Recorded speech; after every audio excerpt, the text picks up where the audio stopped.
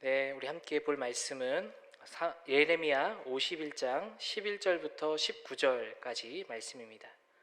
예레미야 51장 11절부터 19절까지의 말씀을 함께 한 절씩 교독하도록 하겠습니다.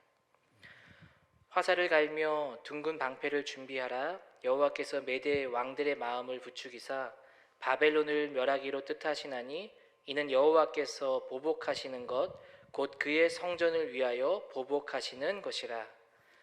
바벨론 성벽을 향하여 깃발을 세우고 튼튼히 지키며 파수꾼을 세우며 복병을 매복시켜 방비하라. 이는 여호와께서 바벨론 주민에 대하여 말씀하신 대로 계획하시고 행하심이로다. 많은 물가에 살면서 재물이 많은 자여 내 재물의 한계 곧 내 끝이 왔도다. 만군의 여호와께서 자기의 목숨을 두고 맹세하시되 내가 진실로 사람을 메뚜기같이 내게 가득하게 하리니 그들이 너를 향하여 환성을 높이리라 하시도다.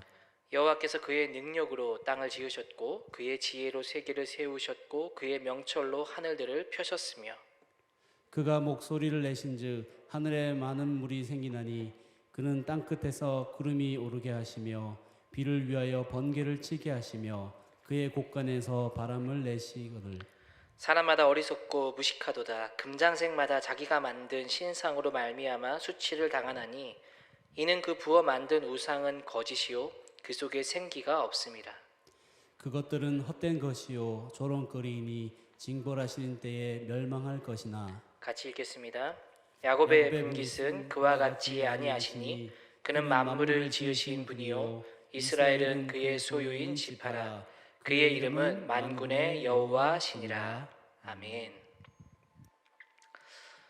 사무엘상 말씀을 보면 사사시대를 지나 사무엘의 말씀에 들어가게 될 때 이스라엘 백성들이 가장 많은 전쟁을 치르면서 힘들게 했던 민족이 있었습니다. 그 민족이 바로 블레셋 족속입니다. 이스라엘 민족이 처음 가나안 땅에 입성하게 될 때 이 비슷한 시기에 이 블레셋 족속도 지중해 쪽에 위치를 잡은 민족입니다. 블레셋은 해양 민족으로 애굽을 통해서 들어와 정착을 했다면 이스라엘 민족은 우리가 알고 있는 대로 시내산에서 요단강을 지나 가나안 땅으로 들어와서 정착하게 됩니다. 아주 비슷한 시기에 두 민족이 들어오게 된 겁니다. 처음에는 그렇게 부딪히지 않았습니다. 괜찮았습니다. 그런데 시간이 흐르고 점점 인구가 늘어나기 시작하자 땅은 좁아지기 시작하자 블레셋과의 전쟁이 많아지게 됩니다. 이스라엘은 당시에 청동기 문명이었다면 블레셋은 철기를 사용하는 문명이었습니다. 철기와 청동기가 만난다면 누가 더 강한 나라가 되겠습니까? 블레셋이 언제나 이스라엘에게 공포의 대상의 나라가 되었습니다. 사무엘상 4장에 보시면 블레셋이 이스라엘을 공격해 들어오는 장면이 나옵니다. 그 전쟁에서 역시나 블레셋은 강력했습니다. 그래서 그 전쟁에서 이스라엘은 패하게 되었고 그때 죽임을 당한 군사가 4,000명이나 되었습니다. 패잔병들이 이스라엘로 돌아오게 되는데 이스라엘 장로들이 그 패배를 받아들이지 못합니다. 이게 대체 무슨 일인가? 하나님을 섬기는 우리가 어떻게 이렇게 쉽게 패배할 수 있다는 말인가? 이런 탄식 중에 그들이 모여 내놓은 대안이 있습니다. 그 대안은 실로에 있는 하나님의 언약궤를 가지고 전쟁터에 가자. 그러면 하나님의 언약궤가 우리와 함께하기 때문에 반드시 그 전쟁에서 우리가 승리하게 될 것이다. 실로에 사람을 보냈습니다. 그리고 하나님의 언약궤를 가지고 전쟁터에 그 하나님의 언약궤가 들어오게 됩니다. 언약궤는 제사장들이 운반을 하게 되어 있는데 당시에 엘리 제사장의 아들이었던 홈니와 비느하스가 그 언약궤를 가지고 전쟁터에 들어오게 됩니다. 그 언약궤가 들어오자 백성들은 여러분 어떤 모습을 보였겠습니까? 사기가 충천한 겁니다. 하나님의 언약궤가 들어오는 그 웅장한 모습에 이제 이 전쟁은 우리가 승리한 것이다라며 사기 충천하며 환호성을 질렀을 겁니다. 얼마나 그 소리가 컸는지 바로 앞에 있던 그 블레셋 족속이 진을 치고 있었는데 블레셋 족속의 귀에까지 들려오게 된 겁니다. 도대체 무슨 일이길래 이스라엘이 저렇게 환호성을 지르는 것인가? 알아보니 하나님의 언약궤가 그들에게 들어와서 저들이 저렇게 소리 지르고 있다라는 이야기를 듣게 됩니다. 블레셋 병사들도 두려움에 휩싸이게 됩니다. 이제 전쟁은 승리한 것이나 다름없다라고 생각합니다. 그런데 여러분, 진짜 막상 전투가 이제 이루어지게 됐는데 어떻게 되어졌습니까? 언약궤가 왔음에도 불구하고 전투에서 패배하게 됩니다. 오히려 언약궤마저 빼앗기게 되는 겁니다. 아마도 당시에 이 고대 근동 사회의 이런 전쟁, 이런 문화들은 신들의 전쟁으로 여겼습니다. 어떤 신이 더 우월한 신이냐? 하나님의 언약궤가 있었는데 전쟁에서 패했다라는 것은 하나님보다도 이방신이 더 우월하게 느껴졌을지 모릅니다. 하나님이 패한 것처럼 여러분 느껴졌을 겁니다. 그런데 이것이 여러분 하나님이 패한 전쟁입니까? 그렇지 않습니다. 그들이 전쟁에서 패배한 것은 하나님이 패한 것이 아니라 그들이 하나님을 만홀히 여긴 대가로 패배한 것입니다. 여러분, 하나님은 인간의 필요에 따라 운반되는 분이 아닙니다. 인간이 필요할 때 승리의 부적처럼 나를 도와주는 내 필요한 수단이 하나님이 아니라는 겁니다. 하나님은 어떤 분이십니까? 우리의 영광을 받으실 분이지 나의 수단과 필요의 대상이 아니라는 겁니다. 결국 하나님을 만홀히 여긴 이스라엘은 언약궤를 모시고도 패배할 수밖에 없었던 겁니다. 이 전쟁에서는 엘리 제사장의 아들 홈니와 비느하스도 죽게 됩니다.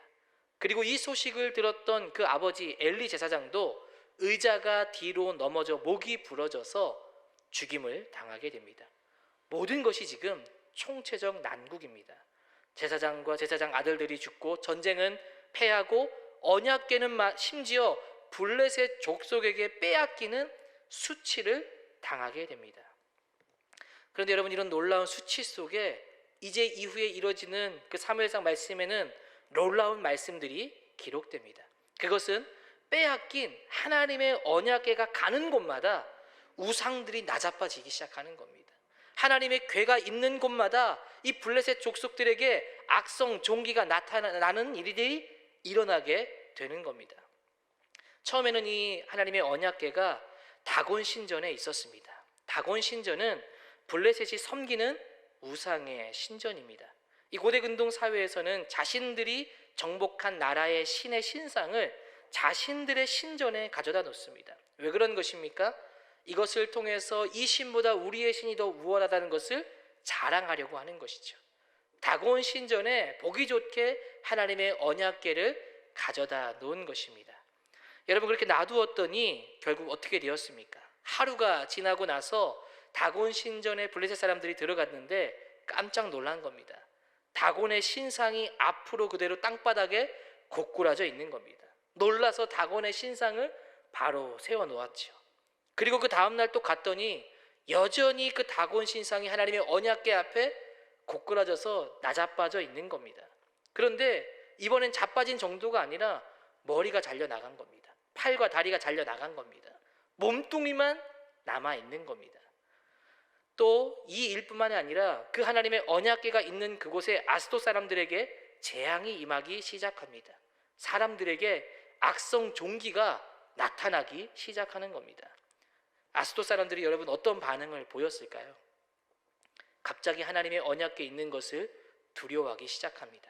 하나님의 언약궤가 있으므로 다곤 신상이 넘어지고 목이 잘려 나가고 사람들에게 악성 종기가 나온다. 여러분, 그래서 어떻게 하게 됩니까?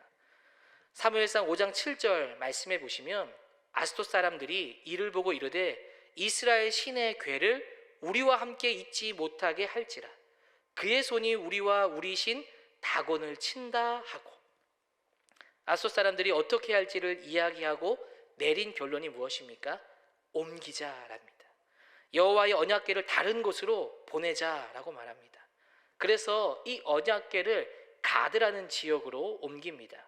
그곳에서도 여러분 어떻게 되었을까요? 여전히 마찬가지로 어른과 아이 할 것 없이 독한 종기가 그 땅 가운데 일어나게 됩니다. 그래서 다시 이 가드 사람들이 에그론이라는 지역으로 이 하나님의 언약궤를 옮기려고 합니다. 그랬더니 이제는 내분이 일어나기 시작합니다. 이 소문을 들은 에그론 사람들이 반대하는 겁니다. 가드 사람들이 우리를 죽이려고 한다. 하나님의 언약궤가 있으므로 저들이 저런 징계를 당했는데 그걸 우리 민족에게, 우리에게 가져오려고 하다니. 같은 족속이었던 그 블레셋 사람들 안에서 내분이 일어나기 시작하고 가드 사람들은 받으려 하지 않고 주려고 하고 에그론 사람들은 받으려 하지 않는 겁니다.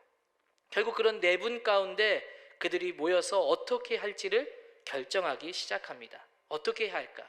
내린 결론이 무엇입니까? 사무엘상 5장 11절 말씀해 보시면 이에 사람을 보내어 블레셋 모든 방백들을 모으고 이르되 이스라엘 신의 궤를 보내어 그 있던 곳으로 돌아가게 하고 우리와 우리 백성이 죽임당함을 면하게 하자. 하나님의 언약궤가 있는 곳에 그 블레셋 사람들이 모여서 이야기한 것은 도저히 언약궤를 우리에게 곁에 둘 수 없다. 이것을 옮겨서 다시 원래 있던 곳으로 돌려보내자. 그렇지 않으면 우리 백성이 죽임을 당할 것이다. 하나님의 궤는 다시 원래 있던 이스라엘에게로 보내집니다. 바로 그 접경에 있었던 유다의 성읍 기럇 여아림으로 옮겨가게 되는 겁니다. 이스라엘의 전쟁에서 패하면서 하나님은 능력이 없는 분처럼 보였습니다. 하나님은 패한 분처럼 보였습니다. 그러나 그런 것이 아니었다는 것이 여실히 증명됩니다. 하나님의 궤가 있는 곳에는 다곤 신상의 목이 부러집니다. 블레셋에 가는 곳마다 악성 종기가 나타났습니다. 그들은 오히려 이 하나님의 언약궤의 능력을 두려워했고 그 둘 곳을 찾지 못했습니다. 그리고는 그들이 스스로 그 언약궤를 가지고 하나님의 나라의 족속에 다시 그 속 이스라엘로 돌려보내게 되었다는 겁니다. 여러분, 이 이야기를 보면서 우리에게 무엇을 보여주고 있는 것입니까?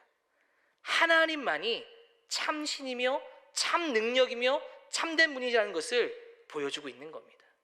다곤이라는 우상이 전쟁에서 승리해서 사람의 눈으로 볼 땐 더 우월한 것 같았지만 사실 우상은 아무런 능력도 없고 어떤 도움도 줄 수 없다라는 것을 여실히 보여주고 있는 겁니다.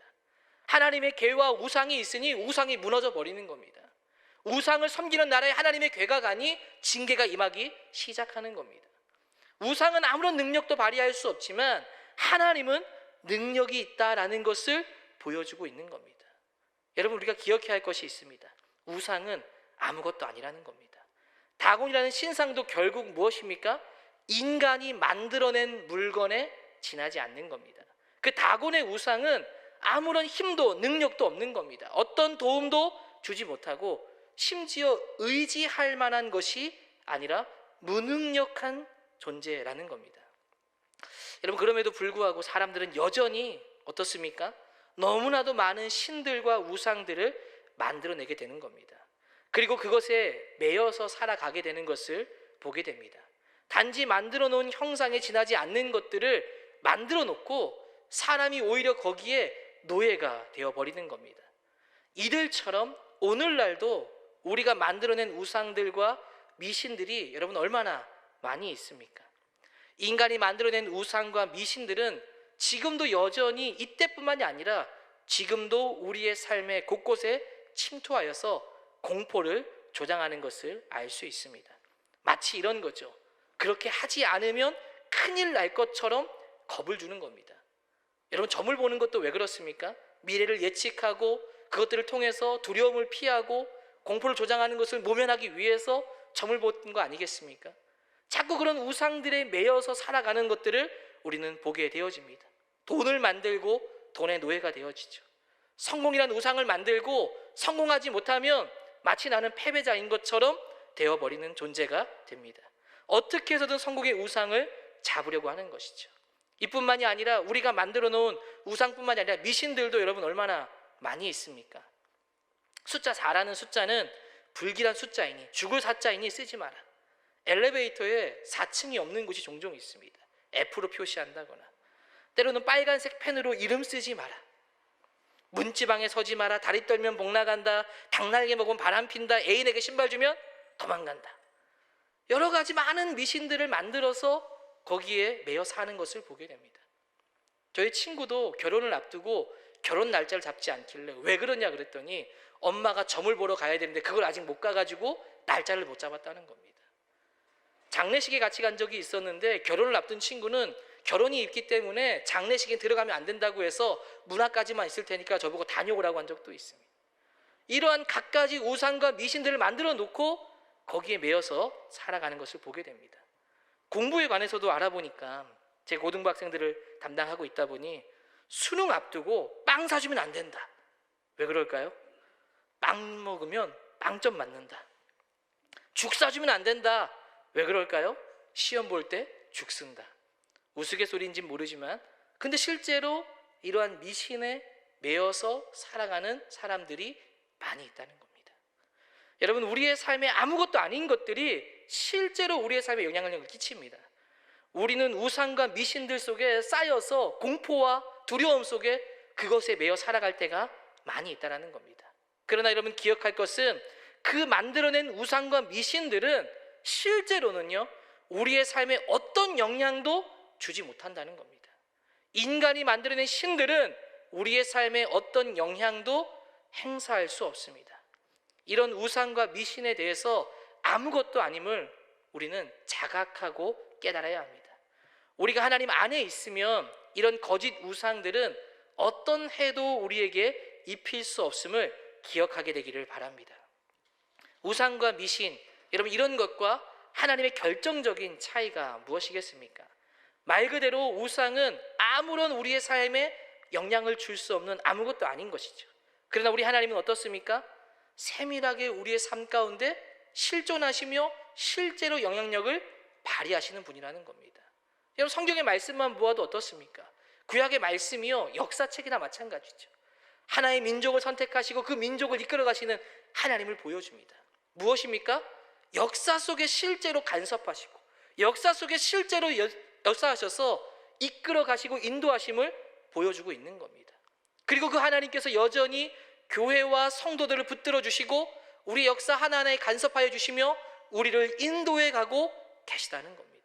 우상은 아무런 능력을 발휘할 수 없지만 우리의 하나님은 실제로 전능하신 분이시며 우리의 삶 가운데 우리를 인도해 가시는 하나님이라는 겁니다.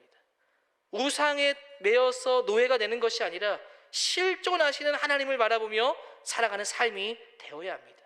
그런 삶이 되기를 주의 이름으로 축복합니다. 오늘 말씀은 바벨론 몰락에 대해서 예언하는 말씀입니다. 예레미야 당시의 바벨론은 그 시대의 절대적 최강자였습니다. 성경을 관통하는 역사의 세계 5대 제국 중 하나가 바벨론이죠. 이 당시에 전쟁에 앞서 말씀드린 것처럼 신들의 전쟁으로 이 사회는 여겼습니다. 전쟁에서 이기면 누구의 신이 더 강한가로 이해했습니다. 당시 이 바벨론도 예레미야 시대 당시 때 이 바벨론도 자신들이 의지하는 신이 있었습니다. 마르둑이라는 신입니다. 이 마르둑의 뜻은 태양의 아들이라는 뜻입니다.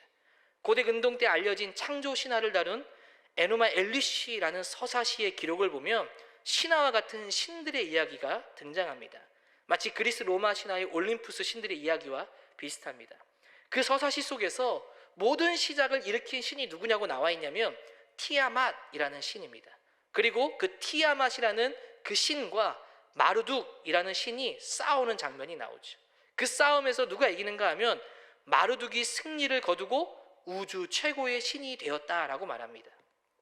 바벨론은 바로 그 마르둑이라는 우상을 따랐던 민족입니다. 나중에 바벨론이 페르시아에 멸망당할 때 마지막 왕으로 알려진 왕이 나보니두스라는 왕입니다. 그 왕은 그 왕의 국가의 신인 마르둑을 섬기지 않았고 달의 신을 숭배했습니다. 그것으로 인해서 국가의 신을 섬기지 않은 이 나보니두스 왕을 향해서 백성들은 엄청난 미움을 향해 쏟아부었습니다. 심지어 반란까지 일어나게 되었습니다. 그만큼 바벨론에게 있어서 마르둑은 국가의 수호신이었습니다. 그들은 그 마르둑이 자신들을 지켜준다고 생각했습니다. 그런데 오늘 성경의 말씀은 하나님께서 그들을 심판하실 것이다 라고 예언의 말씀을 하십니다. 과연 그 마르둑이 하나님의 이 심판의 예언에서 그들을 지켜줄 수 있을까요? 오늘 말씀을 보시면 어떤 도움도 줄 수 없을 것이다 라고 말합니다. 실제로 만들어진 신들은 그저 인간이 지어낸 무형의 물건일 뿐 아무것도 아닌 것들입니다. 어떤 힘도 능력도 없는 것입니다. 오늘 읽었던 말씀 17절에 이렇게 지적합니다. 사람마다 어리석고 무식하도다. 금장색마다 자기가 만든 신상으로 말미암아 수치를 당하나니 이는 그 부어 만든 우상은 거짓이요 그 속에 생기가 없습니다. 뭐라고 말합니까? 사람마다 어리석고 무식하도다. 금장색으로 자기가 만든 그 신상, 인간이 부어 만든 그 신상, 그 물건이 아무것도 아닌 우상의 거짓인데 그 속에는 아무런 생명력도 없는데 마치 이것이 능력이 있는 것처럼 붙들고 있구나, 아주 어리석구나 라고 말하는 것입니다. 다 거짓이다. 그런데 여러분 19절에는 뭐라고 말합니까? 그러나 야곱의 분깃은 그와 같지 아니하시나니 그는 만물을 지으신 분이요 이스라엘은 그의 소유인 지파라. 그의 이름은 만군의 여호와시니라. 그러나 뭐라고 말합니까? 그 우상은 아무것도 아닌 것이지만 19절에 그러나 야곱의 분깃은 바로 여호와 하나님은 어떤 분이시냐? 만물을 지으신 분이시다. 만물을 창조하신 분이시다. 우리는 그의 소유된 백성이다. 우리가 섬기는 이가 누구냐? 이 모든 만물을 지으신 여호와 하나님이시다. 그러니까 우상은 생명도 없고 능력도 없고 아무것도 아니지만 하나님은 그와 같지 않은 분이다 라고 말합니다. 그분은 어떤 보여지는 물건이 아니라 온 세상의 만물을 창조하신 하나님이시다. 그분은 물건처럼 있지 않고 말씀을 주시고 세상의 역사 속에서 이스라엘을 이끄시는 만군의 하나님이십니다. 그분은 결국 이 세상의 역사 속에 오늘날에도 교회와 성도들을 이끄시는 하나님이 되십니다. 결국 바벨론은 어떻게 되어집니까? 이 예레미야 예언 당시 때 일어날 일들을 예측하는데 또 다른 강대국 페르시아에 의해 멸망당하게 됩니다. 그렇게 바벨론이 무너지는 것은 하나님의 말씀의 성취입니다. 곧 이스라엘의 회복을 뜻하는 겁니다. 페르시아가 바벨론을 무너뜨리고 나면 실제로 고레스 칙령을 통해서 이스라엘 민족은 구국으로 돌아가게 됩니다. 그리고 무너진 성전과 성벽을 재건하게 됩니다. 하나님의 말씀의 성취가 일어나게 되는 것이죠. 다시 이스라엘 공동체가 시작됩니다. 근데 중요한 건 이 예언의 시점이 언제였는가요? 여러분 예레미야가 이 예언을 할 당시에 예레미야는 어떻습니까? 바로 이 바벨론에 의해 멸망될 것을 본 선지자가 예레미야입니다. 근데 그 예레미야가 바벨론에 무너지는 것을 예언하고 있는 겁니다. 바벨론의 입장에서 보면 얼마나 가소로운 예언입니까? 힘의 가장 정점에 있을 때 무너짐을 예언하니 아주 콧방귀를 껐을지 모릅니다. 왜 이런 차이가 나오는 겁니까? 인간은 한치 앞만 보고 판단하기 때문입니다. 지금 내가 이렇게 강한 나라인데, 지금 내가 이렇게 힘이 센데, 근데 하나님은 어떻습니까? 한치 앞을 보는 것이 아니라 가장 높은 곳에서 가장 먼 곳을 바라보는 분이 우리 하나님이십니다. 하나님의 시각과 인간의 시각은 이렇게 다른 겁니다. 이 일은 시간이 흐르면서 하나님의 말씀대로 이루어지고 성취되어집니다. 이 일을 이루어 가시는 분이 누구십니까? 우리의 하나님이십니다. 이런 말씀들을 통해서 누가 진짜 참신이고 누가 진짜 능력 있는 분인가를 보여주고 있는 겁니다. 그분이 바로 누구십니까? 우리의 하나님이시라는 겁니다. 우상과 하나님의 결정적인 차이는 우상은 아무런 힘도 능력도 없다라는 겁니다. 우리의 삶에 어떤 영향도 끼치지 못한다는 겁니다. 그러나 우리 하나님은 어떻습니까? 세상의 역사를 주관하시고 이끌어 가십니다. 우리가 생각할 때 이 바벨론이라는 강대국조차도 하나님의 뜻을 위한 도구에 지나지 않습니다. 세상이라는 것도 어쩌면 강해 보이는 바벨론과 로마와 같은 것이지만 하나님의 손에 붙들려 있는 것입니다. 하나님의 역사 가운데 이루어지는 도구에 지나지 않는다는 겁니다. 인간이 만들어낸 신은 아무런 능력이 없습니다. 그런데 바벨론이 신을 만들어내는 것처럼 우리의 삶에도 하나님 외에 우리가 만들어내는 신들이 있다라는 겁니다. 그 신들이 마치 우리를 인도해 줄 것 같지만 여러분 그렇지 않습니다. 바벨론의 마르둑이 아무런 능력도 없는 것처럼, 블레셋의 다곤이 아무런 도움을 주지 못하는 것처럼 인간이 만들어낸 신들, 설령 우리가 만들어낸 그런 우상들은 아무런 도움을 우리에게 주지 않는다는 겁니다. 팀켈러 목사님이 쓴 내가 만든 신이라는 책이 있습니다. 서론의 제목이 이것입니다. 내가 만든 신은 반드시 나를 배신한다. 무슨 말입니까? 내가 만든 신, 내가 만든 우상은 믿는 도끼에 발등 찍히듯이 내 발등을 반드시 찍는다는 겁니다. 내가 믿었던 것, 이것만 있으면 좋겠다고 생각했던 것, 그게 내 발등을 찍는다는 거예요. 나를 배신한다는 겁니다. 그 책 속의 내용을 간략하게 설명하면 인간은 우상 공장이고 끊임없이 우상을 만들어내는 존재다라고 말합니다. 우상은 어떤 형태로 만들어져 있는 것이 아니라 어떤 것이든 하나님보다 중요하게 여기는 것이 있다면 그것이 우상이다라고 말합니다. 마치 이런 것입니다. 마음속에 하나님이 아니라 이것만 있으면 좋을 텐데, 이것만 이루어지면 완벽할 텐데 하는 것들이 우상이라는 겁니다. 내가 원하는 것을 가지기만 하면 모든 것이 잘 될 것이라고 생각하는 것, 그것이 우상이라는 겁니다.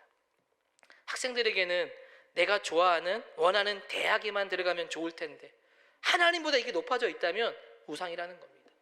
성도님들은 어떻습니까? 내 자녀만 잘 된다면, 내가 하는 사업이 잘만 된다면, 내가 하는 일에 큰 복만 주어진다면, 내가 원하는 일들이 하나하나 이루어질 수만 있으면 좋겠다고 생각하고 있다면, 이것이 하나님보다 높아져 있다고 한다면 여러분, 그것이 바로 우상이라는 겁니다. 한번 생각해 보십시오. 내가 바라는 대로 이루어진다고 나의 삶이 완전하게 이루어질까요? 모든 것을 만족하고 기뻐하게 될까요? 성경에도 말하지만 이 죄라는 것이 욕심이 잉태한 즉 죄를 낳고 라고 말합니다. 이 욕심이라는 것이요, 끝이 없다라는 거죠. 무언가를 원하는 것을 가지면 야 됐다가 아니라 요것만 더 해주면 좋을 텐데, 내가 원하는 걸 하나 더 얻으면 아 됐다가 아니라 저거 더 하는 것이 인간의 본성이고 마음이라는 겁니다. 결국 만족이라는 게 없다는 거예요. 우상이라는 것이 아무리 채워져 봐도 설령 그것들이 내 뜻대로 이루어진다 하더라도 그 끝은 빈곤입니다. 그 끝은 허무함입니다. 모든 탐욕은 공허와 허무감에 빠지게 된다라는 겁니다. 결국 오늘 말씀을 통해서 인간은 어떤 존재입니까? 끊임없이 우상을 만드는 존재다랍니다. 이것만 있으면 살 수 있겠다라는 존재입니다. 그러나 결국 그것들이 우상의 노예로 나를 만들어 버립니다. 우리의 자유를 빼앗아 가는 겁니다. 무엇보다 우리의 삶에 진짜 필요한 도움을 주지 않습니다. 우리의 마음과 영혼을 더 강팍하게 만드는 것입니다. 그러나 우리 하나님은 어떤 분이십니까? 그 우상과는 다르게 전지전능하신 분이십니다. 능력이 있는 분이십니다. 실제로 우리의 영혼을 채워주시는 분이십니다. 우리의 삶에 진짜 영향력을 발휘하시는 분이십니다. 우리의 손을 붙들고 이끌어 가시는 분이 우리 하나님이십니다. 우리에게 주시는 메시지가 있다면 무엇이겠습니까? 우상을 쫓지 말고, 이것만 있으면 하지 말고 전능하신 하나님을 바라보며 살아가는 삶이 되어야 하는 겁니다. 왜 우리가 여러분 절망하고 힘들어하는 삶을 살아가는 겁니까? 만족이 없기 때문이죠. 쉽게 말하면 우상에 갇혀 있기 때문입니다. 지금 내가 원하는 그것 안 줬기 때문에 힘들고 괴로운 건 아닙니까? 가짜 신들의 지배를 받으며 살아가니 힘이 드는 겁니다. 이런 삶에 벗어나는 것은 오직 한 가지, 전능하신 하나님께로 우리의 삶을 돌이키는 것입니다. 오늘 말씀을 통해서 우리의 삶을 우상에서 전적으로 전능하신 하나님께 돌이킴을 통해 능력 있는 삶, 회복의 삶, 참된 은혜가 있는 삶으로 나아가는 우리 모든 성도님 되시기를 주의 이름으로 축복합니다.